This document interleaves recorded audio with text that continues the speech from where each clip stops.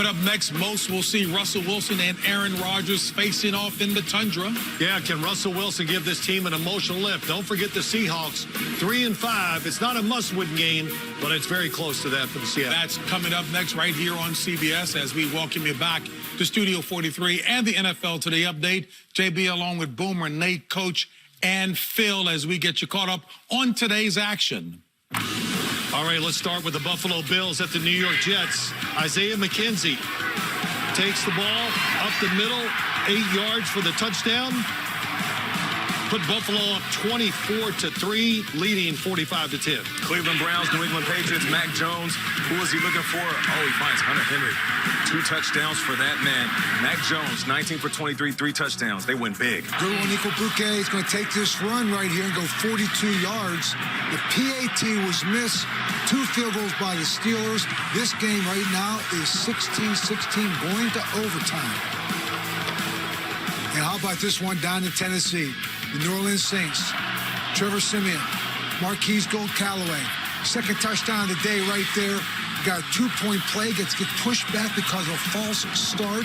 From the 7-yard line, a 2-point play. Trevor Siemian, Mark Ingram, incomplete. Tennessee holds on and wins 23-21. Wow. I'll tell you what, Jaguars are playing tough, and they're playing the Colts tough today.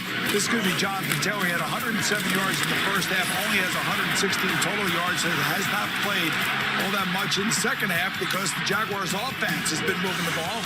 And here you go. This is going to be James Robinson right over the middle. It's going to be 23-17. Colts right now with about 2 minutes to go in the game. How about the Washington football team? They went 19 plays, 80 yards, 10 minutes and 26 seconds to end the game. They go on to beat the Bucs 29-19. Falcons, Cowboys, after a disappointing loss last week, Cowboys came to play. Dak Prescott says, you know what, I'm just going to keep it myself. That's a 4-yard TD. The Cowboys, they win and win big. This one, 43-3. So, Coach, let me not take you down the primrose path. From the early games, what really appealed to you? Well, I'm going to say New England and Cleveland. I mean, New England came out, and we all talked about that being a game, kind of a barometer game. And people talk about Cleveland, winning the AFC North. New England, say what you want. They are for real. No question. Mac Jones right now, No question. defense is for sure. But Mac Jones, I tell you, showed me something today. I'm looking at the Dallas Cowboys and also the Buffalo Bills. Now, I know the Buffalo Bills played the Jets and the Cowboys played the Falcons. I don't care. After you lose a game, especially losing to teams that you know you should beat, the way that you respond, that shows you exactly who you are as a team. So shout out to the Cowboys and also the Bills. You know, for me, the New England defense, man, they've been coming on the last 3 weeks, and they hit all cylinders today. After their first series, in which they gave up 7 points, 45 straight points scored by the New England Patriots and led by their defense. I know Mac Jones played great. They ran the ball. They were really more physical. The defensive line of the New England Patriots dominated this game from start to finish. And I'll tell you what, Baker Mayfield got knocked out in this game. He has a knee injury. I do not know how serious it is. But if you want to talk about a team that made a statement today, it would be the New England Patriots. You know, they've been talking about it all year long. They were going to get better on defense. So we're going to get better on defense. Gerard Mayo, one of their coaches, was saying, we're going to get there. We're going to get there. And I don't necessarily know that there's a team in a league right now that has more free agents that they have signed that have paid dividends for them.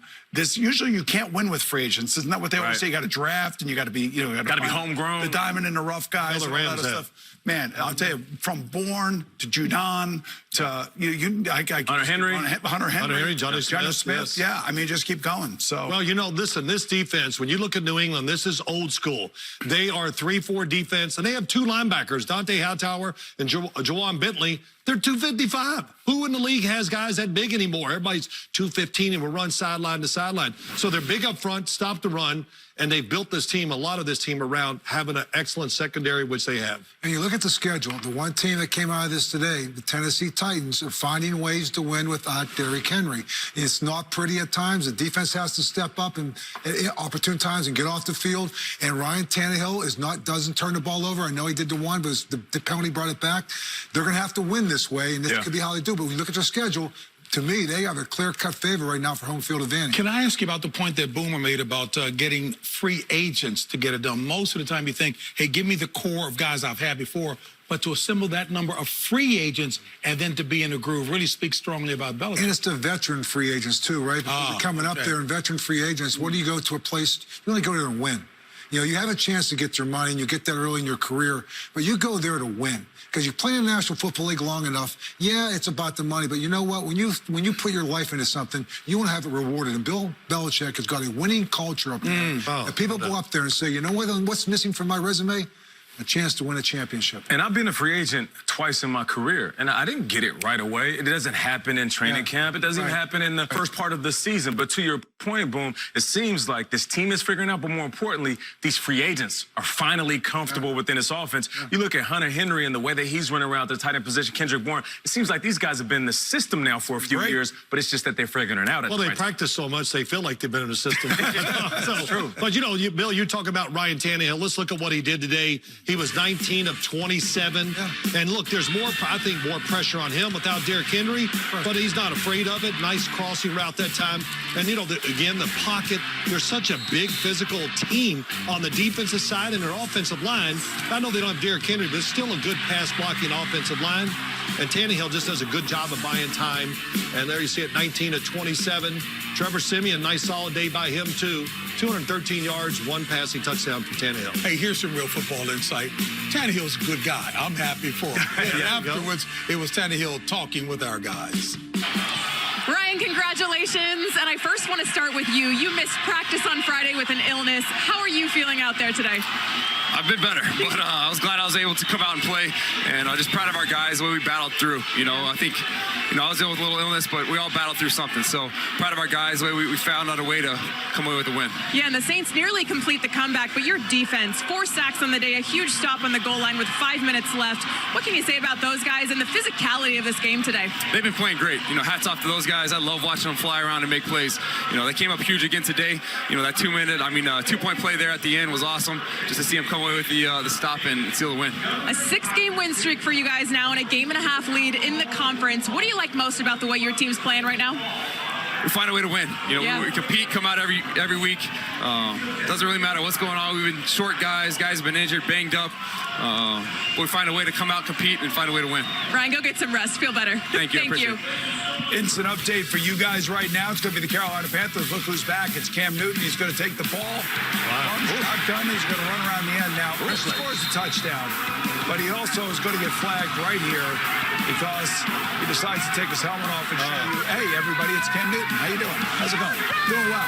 Yeah, no, we got it. I'm back. Good for you. That's great. He's back. 7-0. Carolina Panthers take the lead on the Arizona Cardinals. 7-0. How about that? Cam Newton's back. Using those legs is what we talked about in the pregame. Cam Newton, he's rested. He's feeling good.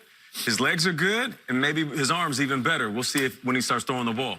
Okay, we'll see. If he had one of your lids on when he took the helmet off, that's okay, but... Yeah, he was wearing it in the pregame, though.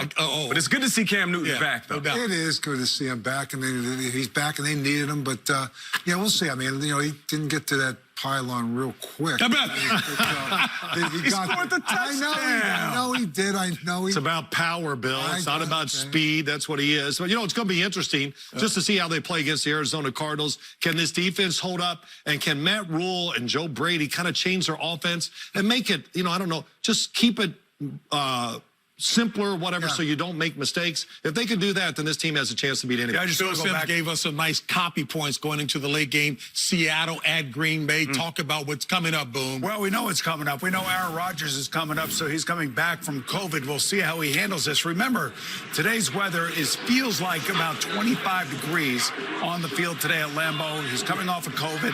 I don't necessarily know how he feels right now, but certainly he is back and looks like, you know, he's ready to roll. Guess who else is back? Russell Wilson. Just a week ago, he had a pin down the middle of his middle finger on his throwing hand.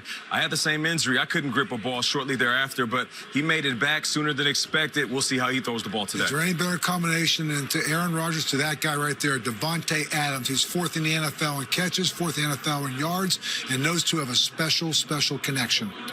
Well, Tyler Lockett, one of the targets that Russell Wilson needs to find. He's the deep threat. Of course, so is DK Metcalf. But Tyler Lockett has 41 catches, the most on the team for 3 touchdowns. And, you know, the big thing is, can Russell Wilson get in the groove and get get that feeling back and throw the football the way he wants. You know, this could be the deciding factor right here. Aaron Jones, 516 yards, 3 TDs on the year. One thing that Green Bay does, they run the ball, guys. And they have to run the ball because they play outdoors and they're out in the upper Midwest. That's the way you win football games in the NFL. And here's one of your home run hitters, DK Metcalf. What you will see today, the fade route and Russell Wilson trying to drop it in the bucket over the top. You'll also see a ton of slant routes. They love to connect inside the middle of the field. He's not afraid to go over the middle. And I'll tell you, the defensive side of the ball, that guy right there, Rashawn Gary, has made that transition to almost a stand-up outside defensive end. He's got 4.5 sacks.